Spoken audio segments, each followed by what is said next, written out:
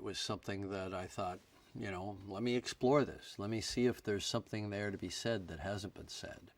I wasn't caught up in the nostalgia of it. I didn't necessarily want to go back and recreate past glories. What new can be said? And I think we came up with some fresh ideas. The one idea that did propel me was this idea of the Terminator evolving to a new level that we haven't seen before. And by the Terminator, I mean not the new guy, who's obviously a new creation, new powers, that sort of thing, but the Terminator we know and love, which is Arnold's Terminator, the T-800. Now, he's a character that just keeps coming back, relentlessly as this kind of phoenix. You destroy him and he comes back. But obviously it's a different one, right? So you have to buy into this conceit that there are a number of identical Arnold-based Terminator T-800s from the Skynet future that are sent back through time to do various missions. And to see how they each turn out differently, to me, was kind of intriguing. So one is programmed to kill. Remorseless, relentless. This was the first guy, obviously. No conscience, nothing. The blankness of his affect.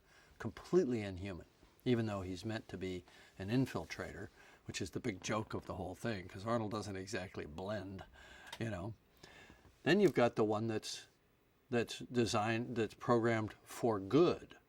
He's not innately good. He's programmed to be good. He doesn't even really want to be good. He'd rather kill people because it's simpler, and he's told not to, and he kind of resists it. And that's there's a little kind of ironic dark humor in movie 2 around that idea.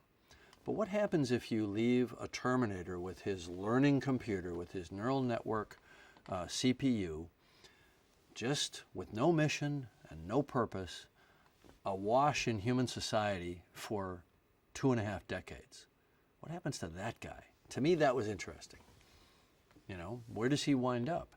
His job is to try to study, try to mimic human behavior to the extent possible, to parrot the way people speak, to learn. We saw it right in the first film, the guy's yelling at him through the door of the hotel room, and he's got a number of answers, and he chooses one, and he says it, and it works. The guy goes away. We see him learning. It's kind of an intriguing idea. So I thought, let's follow that guy. How can a Terminator, how can a machine age? He's not all machine. He's a mixture of machine internal components and a human organic exterior. So of course he's going to age. He can't not age. Organic systems age. It's built into the cells. The telomeres of the cells get shorter, and the system ages. So of course a Terminator is going to age, right up until the part where his outer form dies, falls off, and then you've probably got half a century of this machine walking around. Now we never play that idea out, but of course it's perfectly permissible for there to be an aging Terminator. Because he's human on the outside. I would submit that Sarah Connor is not just one of the first great action heroes, that nobody has really lived up to that since then. There are actresses that have done the physicality that she did, certainly. But the nuanced, dark, crazy, tortured, complex character, the performance that she gave in movie 2, coupled with her physicality, which is what I think stunned everybody, and the things that she got to do, the competence, the clarity of her action. I don't think anybody's done that since. So of course we want to see her come back. Now Linda had to think twice about whether she wanted to try to compete with that, 25-year earlier version of herself, now at the age of, I don't want to say 60-something, 60 plus. The thing that was intriguing for me was there are no prototypes for the character that she plays in Dark Fate in cinema as we know it. I'm sorry. I may be missing something, but show me the 60-something action hero female. Plenty of 60-something male action heroes, midlife crisis, male action heroes. Some of them are just making a living off of, running around with guns, blowing shit up, still getting the girl at 60, 65, 70, It's kind of silly, really. It's male fantasy, right? Show me the female prototype for that in our cinema. There are plenty of 30-somethings. There's the occasional 40-something. Ain't no 50 or 60-somethings. So that was interesting to me. And I wanted to see it. And I pitched that idea to her. I said, you can be something we haven't seen. That's cool.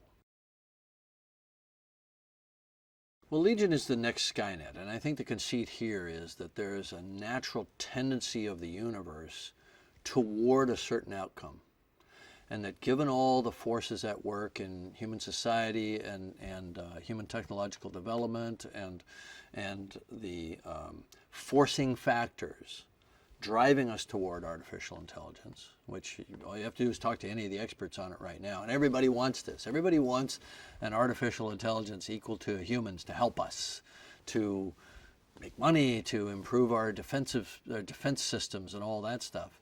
They're all driving toward it. Vladimir Putin has said the country that controls artificial superintelligence will control the world. Quote, unquote. I don't like it when dictators start talking about controlling the world, even if he's joking, which of course he wasn't. The point is, everybody's stampeding toward this thing without any real sense of who's in charge. Where are the brakes? Where is the oversight or the ability for governments to control this process? Well, it's a kind of a free enterprise thing. You got enough money, you go develop a superintelligence. Nobody's running the show here. So we could very easily be in a situation where we just replace ourselves with a machine smarter than we are. And by the way, that may not necessarily share our goals. So the thinking is Skynet was a manifestation of these driving forces. Take Skynet out of the way, well, it's going to happen again. Take Legion out of the way, it's going to happen again. It's going to keep happening because the universe is driving in that direction relentlessly. So the question is, how do you resolve that conflict, that innate conflict? Either we're going to win, but by doing so we'll have to turn away from what we know and our technology and so on and go back to some kind of dark age. The machines are going to win, in which case we're extinct, we don't have to worry about it. Or there's some other path. What's the other path? The Rev 9 is just a bunch of writers sitting in a room talking about the things they want to see. And I said, well, what if you had an endoskeleton with the liquid metal over the outside? And what if he fell off a motorcycle at 90 miles an hour and hit a chain link fence and all the liquid flew off? And all of a sudden there's an endoskeleton standing there and he's still coming after you. That'd be cool. Well, that scene's not in the movie, but something very much like it is. And I think Tim said, well, what if it's not an accident? What if they can divide on purpose? One can take this car, one can go on foot, they can fight independently, they're in constant communication. So that's a more formidable foe. So that's the path that we took. They can divide by choice. I think it would be great if audiences sort of asked themselves what their individual impact on the world might be. Which is why the Terminator said, do you believe in fate or do you believe that we change the future every second with the choices that we make? I love that moment for Arnold's character in this film. So we should all walk out of that movie and ask ourselves, are we making the future every second with every choice that we make? Hell yeah, we are. So make good choices, and value yourself. Value yourself and the impact that you have on the world, on the people around you. It's a butterfly effect, right? The choices that we make emanate outward, and through time may take on huge importance.